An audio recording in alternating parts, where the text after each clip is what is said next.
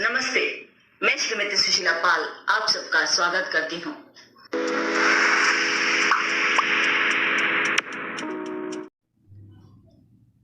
आज हम हिंदी कुमार भारती पद्य 6 नदी और दरिया यह कविता पढ़ने जा रहे हैं, जिसकी विधा है गजल और इसके कवि हैं श्री दुष्यंत कुमार जी। सर्वप्रथम संक्षेप में हम इनका परिचय समझ लेते हैं। 1 सितंबर 1933 राजपुर बिजनौर उत्तर प्रदेश, मृत्यु 30 दिसंबर 1975 भोपाल मध्य प्रदेश। परिचय: दुष्यंत कुमार जी हिंदी साहित्य के लोकप्रिय कालजयी हस्ताक्षर हैं। गजल विधा को हिंदी में लोकप्रिय बनाने में आपका बहुत बड़ा योगदान है। आपने कविता, गीत, गजल, काव्य, नाटक, उपन्यास आदि सभी विधाओं में अपनी लेखनी चलाई है। आपकी गजलों ने आपको लोकप्रियता की बुलंदी पर पहुंचा दिया है।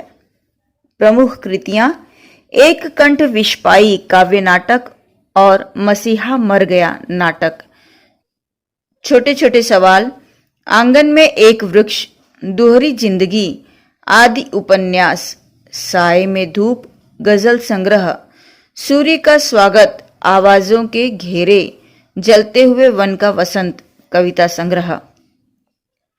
अब हम देख लेते हैं पद्य संबंधी। गजल। पहले हम जानेंगे कि गजल वास्तव में क्या है और किसे कहते हैं। गजल एक ही बहर और वजन के अनुसार लिखे गए शेरों का समूह है। इसके पहले शेर को मतला और अंतिम शेर को मक्ता कहा जाता है। इन गजलों में दुष्यंत कुमार जी ने साहस, अधिकारों के प्रति सजग रहने, स्वाभिमान बनाए रखने, खुद पर भरोसा करने के लिए प्रेरित किया है।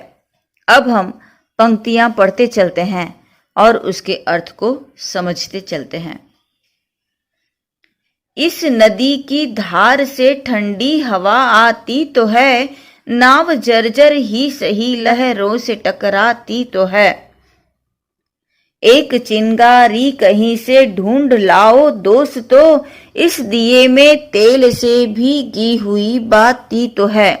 यहाँ पर हम पहले चरण का अर्थ देख लेते हैं। पहले चरण में कवि श्री दुष्यंत कुमार जी ने बताया है कि नदी का और कोई उपयोग हो या न हो, किंतु उस नदी के कारण ही उसके ऊपर से जो हवा आती है, वह हवा नदी की नमी को ले ठंडी हो जाती है और वह हमें ठंडक देती है। ठीक उसी तरह से नाव भी भले ही टूटी फूटी या कितनी ही पुरानी क्यों न हो, किंतु वह लहरों से सामना करती है और उसमें बैठे राही को नदी पार करवाती है। तो इस तरह से इस पद में कवि ने नदी और नाव की उपयोगिता का वर्णन किया है। आगे की पंक्ति है, एक चिंगारी कहीं से ढूंढ लाओ दोस्तों, इस दिए में तेल से भीगी हुई बाती तो है। यहाँ इस गजल में कवि दुष्यंत कुमार जी जब दिए में तेल से भीगी हुई बाती देखते हैं तो वह अपने दोस्त को एक चिंगारी ढूंढकर लाने के लिए कहते हैं, ताकि उस चिंगारी के द्वारा वह उस दिए को जला सकें और बाती को प्रज्वलित कर सकें। कहने का अभिप्राय यह है कि यदि व्यक्ति में स्वयं साहस हो तो उसे मात्र एक सहारे की आवश्यकता होती है और वह अपनी मंजिल पा ही लेता है। अगली पंक्तियां हैं, एक खंडहर के हृदय सी, एक जंगली फूल सी, आदमी की पीर गूंगी ही सही गाती तो है। यहाँ पर कवि श्री दुष्यंत कुमार जी ने आदमी की पीर अर्थात दर्द की तुलना खंडहर के हृदय से और जंगली फूल से की है। यहाँ कवि कह रहे हैं कि भले ही आदमी का दर्द गूंगा हो, किंतु वह गीत गाता ही है। और इसी तरह से खंडहर में भी जंगली फूल खिलते हैं। तो यहाँ कवि कह रहे हैं कि यदि व्यक्ति में अपने अधिकारों के प्रति सजगता हो, वह अपने अधिकारों के प्रति जागरूक हो, तो हर परिस्थिति में वह अपने अधिकारों को निभाता है और उन अधिकारों से युक्त जो कर्तव्य हैं, उन कर्तव्यों का भी पालन वह करता है।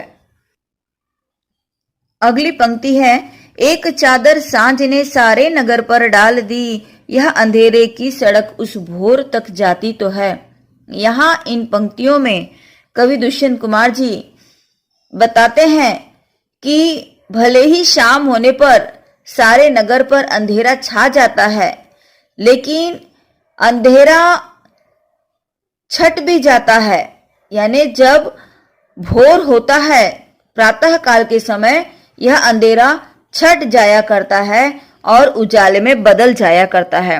तो यही विश्वास यहाँ पर कवि को भी है कि भले ही आज परिस्थितियां विपरीत हैं, लेकिन जिस तरह से दिन के बाद रात और रात के बाद फिर दिन आता है, उसी तरह से दुख के जो दिन है वह भी बीत जाएंगे और फिर से सुख की दिन आएंगे और निराशा के बाद आशा की किरण अवश्य दिखाई देगी।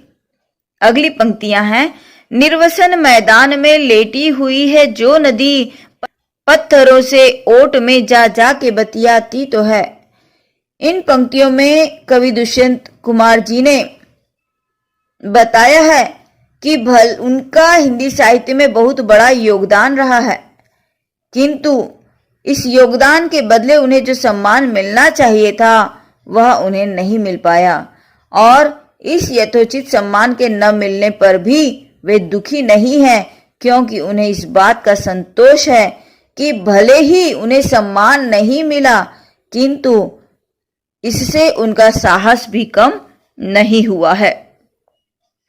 अब अगली पंक्ति हम देखते हैं, आज सड़कों पर लिखे हैं सैकड़ों नारे न देख, पर अंधेरे देख तू आकाश के तारे न देख। यहाँ पर कवि दुष्यंत कुमार जी ने लोगों को यह सलाह दी है कि सड़कों पर भले ही नारे लिखे हों, उन नारों को देखकर तुम्हें प्रसन्न होने की कोई आवश्यकता नहीं है। व्यक्ति को अपने जीवन में जो अंधेरे हैं उन्हें देखना चाहिए, आकाश के टिमटिमाते तारों को देखकर प्रसन्न होने की जरूरत नहीं है। कहने का अभिप्राय यह है कि कोई कितनी ही तारीफ कर हमें भ्रम में डालने का प्रयास करे, हमें अपने वास्तविकता को हमेशा ध्यान में रखना चाहिए। अपने आप को हमें पहचानने की कोशिश करनी चाहिए, ना कि सामने से कोई कुछ भी कहकर चला जाए और हम उस पर विश्वास कर लें। हमेशा हमें वास्तविकता को जानने और परखने की आवश्यकता होती है। अगली पंक्तियां हैं, एक दरिया है यहाँ पर दूर तक फैला हुआ, आज अपने बाजुओं को देख पतवारे न देख। यहाँ इन पंक्तियों में कवि ने यह सलाह हमें दी है कि यदि व्यक्ति को दूर तक फैले हुए समुद्र या नदी को पार करना है तो हमेशा उसे अपने भुजाओं की ताकत देखनी चाहिए, नाव की पतवार नहीं। अर्थात यदि हमें किसी संकट का सामना करना है तो उसके लिए हमें भौतिक वस्तुओं पर विश्वास न रखकर अपनी बाहुबल पर विश्वास रखने की आवश्यकता है।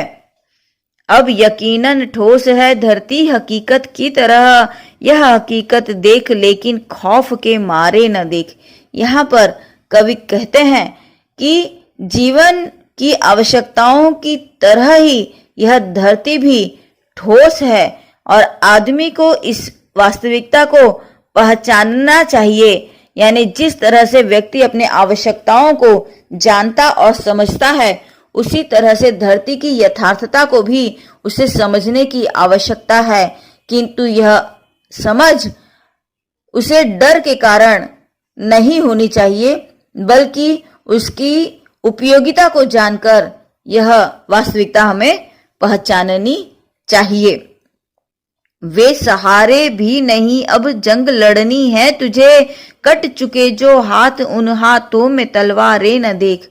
यहाँ इन पंक्तियों में कवि दुष्यंत कुमार जी कहते हैं कि जिन लोगों से हमें सहायता की आशा थी, अब वह आशा खत्म हो चुकी है। ऐसी स्थिति में जो हाथ कट गए हैं, उन कटे हुए हाथों में तलवारों को देखकर हमें हमारे मन में कोई भ्रम नहीं पालना चाहिए। कहने का अभिप्राय यह है कि व्यक्ति को अपने आप पर विश्वास रखना चाहिए और साथ ही सही लोगों की परख भी उसे रखनी चाहिए। ये धुंधलका है नजर का तू महज मायूस है, रोजनों को देख दीवारों में दीवारें न देख। यहाँ इन पंक्तियों में कवि दुष्यंत कुमार जी ने कहा है कि यह तुम्हारी नजर की धुंध है, यानी तुम्हारे नजर की अस्पष्टता है, जिसके कारण तुम्हें स्पष्ट दिखाई नहीं दे रहा है। तुम केवल उदास हो, मायूस हो, और इसीलिए दीवारों में दीवारों को न देखकर जो छिद्र हैं, जो रोशनी हैं, जिनसे छन कर रोशनी आ रही है, उन्हें देखने की सलाह देते हैं।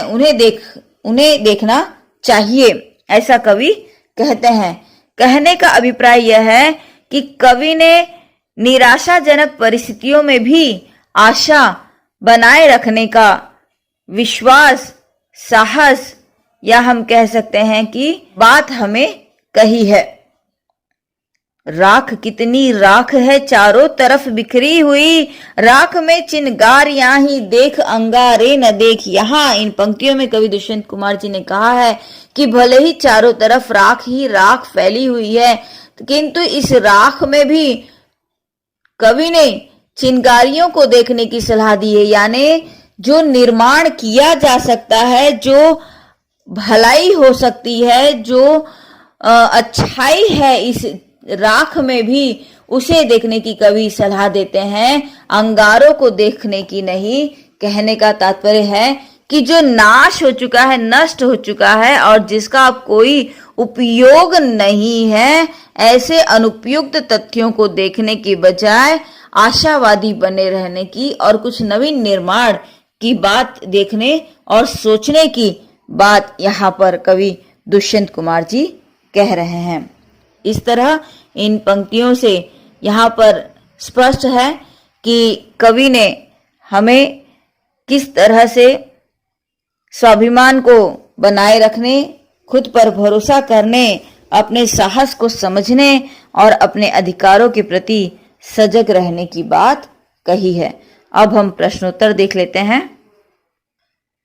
बच्चों ध्यान दीजिएगा, यह पद्य है और पद्य में आपको भावार्थ लेखन आएगा, साथ ही कुछ आकलनात्मक प्रश्न होंगे और आपको पद्य विश्लेषण लिखना होगा। पद्य विश्लेषण में हमें मुद्दे दिए जाते हैं, 5 मुद्दे। सबसे पहला मुद्दा होता है कवि का नाम, तो ये और सबसे ऊपर लिखा जाता है 2 कविता दी जाती है। किसी एक कविता का पद्य विश्लेषण लिखने के लिए हमें कहा जाता है परीक्षा में। और पहला मुद्दा होता है कवि का नाम। तो नदी और दरिया का पद्य विश्लेषण जब हम लिखेंगे तो वहां कवि का नाम लिखेंगे दुष्यंत कुमार।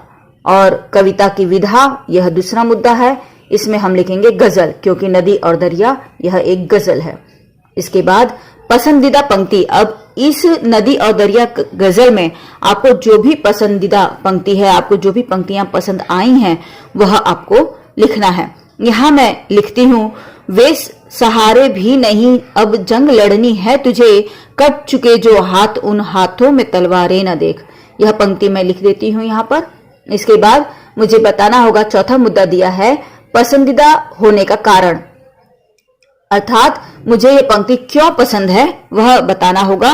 तो यहाँ पर मैं लिखूंगी, यहाँ इन पंक्ति में कवि ने हमें अपने ऊपर आत्मविश्वास रखने की बात कही है।